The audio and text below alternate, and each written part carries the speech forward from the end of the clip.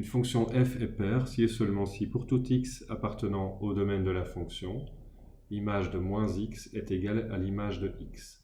On dira qu'une fonction est impaire si et seulement si pour tout x appartenant au domaine de f de moins x est égal à moins f de x. L'image de l'opposé de x est égale à moins l'image de x. Si la fonction n'est pas paire ou impaire, on dira que la fonction est quelconque. Pour déterminer si une fonction est paire ou impaire, on va calculer f de moins x. C'est-à-dire qu'on remplacera tous les x par moins x dans l'expression analytique de la fonction. Et après simplification, si on obtient la même expression que la fonction de départ, la fonction est paire. C'est-à-dire qu'en ayant calculé sa valeur pour x et pour moins x, on a obtenu le même résultat. Si on obtient une expression analytique opposée à celle de la fonction de départ, alors on dira que la fonction est impaire. C'est-à-dire qu'on a calculé l'image de la fonction de moins x et qu'on a obtenu l'opposé de l'image de départ. Graphiquement, les propriétés de parité font apparaître des symétries. Prenons tout d'abord l'exemple de deux points qui ont pour abscisse x et moins x. Prenons un point d'abscisse 2 et un point d'abscisse moins 2. Puisque la fonction est paire, ces deux points ont les mêmes ordonnées. Ici, 4. Et on peut ainsi dessiner d'autres points qui appartiennent à la fonction. Par exemple, ici, le point d'abscisse 3 et moins 3 qui donne 9. Les deux points sont aussi à la même hauteur. Et le point ici d'abscisse 1 est à la même hauteur que le point d'abscisse moins 1. Donc on constate que point par point, nous avons des symétries qui apparaissent, et donc forcément, le graphe de la fonction sera symétrique par rapport à l'axe y.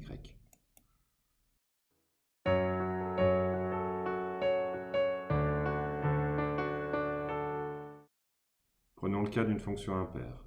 Ici, des abscisses opposées donneront des images opposées. Prenons par exemple l'abscisse 2 et l'abscisse moins 2.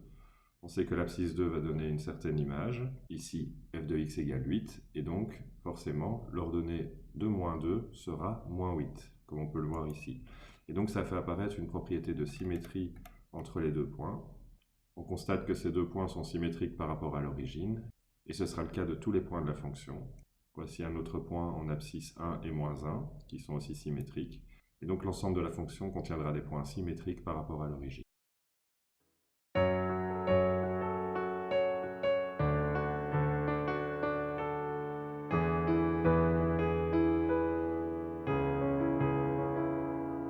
Il peut être utile de déterminer la variation du signe d'une fonction en différents endroits de son domaine. Par exemple, dans le cas d'une fonction racine carrée, on peut utiliser un tableau de signes pour déterminer le signe de g de x qui se trouve dans la racine.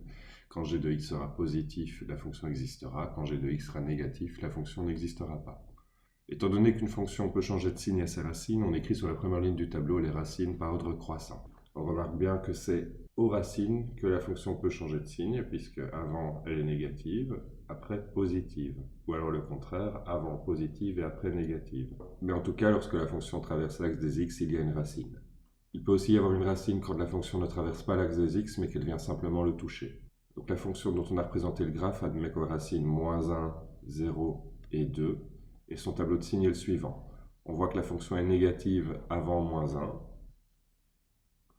que la fonction est positive entre moins 1 et 0, et que la fonction est à nouveau négative entre 0 et 2, et ensuite on voit que la fonction est positive après 2. Pour établir le tableau de signes de fonctions compliquées, on va les décomposer en fonctions plus simples en les factorisant. On étudiera ensuite le signe des fonctions simples qui composent cette fonction une par une. Et pour chaque fonction simple, on va calculer les racines qu'on reportera sur la première ligne du tableau. Sur les lignes suivantes du tableau, on va étudier le signe de chaque fonction simple. On va prendre le cas de la fonction rationnelle suivante. On appelle ce genre de fonction une fonction rationnelle puisque l'expression analytique a la forme f de x est égale à un numérateur qui est un polynôme en x sur un dénominateur qui est aussi un polynôme en x. On voit tout de suite que le numérateur ne peut plus être factorisé puisqu'il est déjà au premier degré et que le dénominateur ne peut pas être factorisé non plus puisqu'il est aussi du premier degré. Donc la décomposition est assez simple ici puisqu'on a uniquement deux fonctions, n de x et d de x, qu'on va étudier dans le tableau de signes. Dans la première ligne du tableau, on va mettre les racines des fonctions simples. La première fonction qui a pour expression analytique 2x moins 1 est égale à 0 quand x vaut 1,5. Et la fonction au dénominateur d'expression analytique x plus 1 est égale à 0 quand x vaut moins 1. Donc les deux racines sont 1,5 et moins 1. On va les mettre dans l'ordre croissant dans la première ligne du tableau. On sait que la fonction 2x moins 1 est nulle et que la fonction x plus 1 est nulle pour moins 1. Pour étudier le signe des deux fonctions simples, au numérateur 2x moins 1 et au dénominateur x plus 1, On va calculer l'expression analytique pour une valeur qui se trouve à gauche et à droite de la racine dans les deux cas pour en trouver son signe. On peut commencer avec moins 1 qui se trouve à gauche de la racine.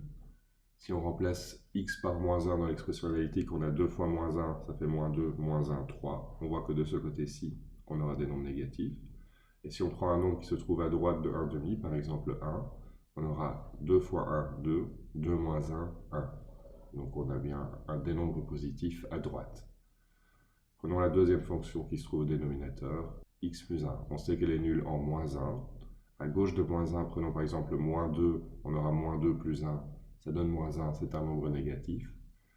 Et à droite de moins 1, on a un demi par exemple, on a un demi plus 1, ça fera 3 demi qui est un nombre positif. Donc on sait qu'à droite de la racine, on aura des nombres positifs. Avec tous ces signes qu'on a calculés, on peut déterminer le signe de l'expression analytique complète, c'est-à-dire 2x moins 1 divisé par x plus 1.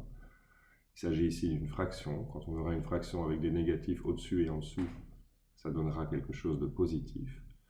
Si on a une fraction avec 0 au dénominateur, comme c'est le cas à la racine de x plus 1, on sait que la fonction n'existe pas parce qu'on ne peut pas diviser par 0. Entre moins 1 et 1,5, le numérateur sera négatif et le dénominateur sera positif. Donc la règle des signes nous dit que en divisant un négatif par un positif, on aura un nombre négatif. Ensuite, en 1,5, le numérateur de la fraction vaut 0, donc la fraction complète vaudra 0. Et au-delà d'1,5, pour des nombres plus grands, le dénominateur est positif et le numérateur aussi. Donc la fraction complète sera positive.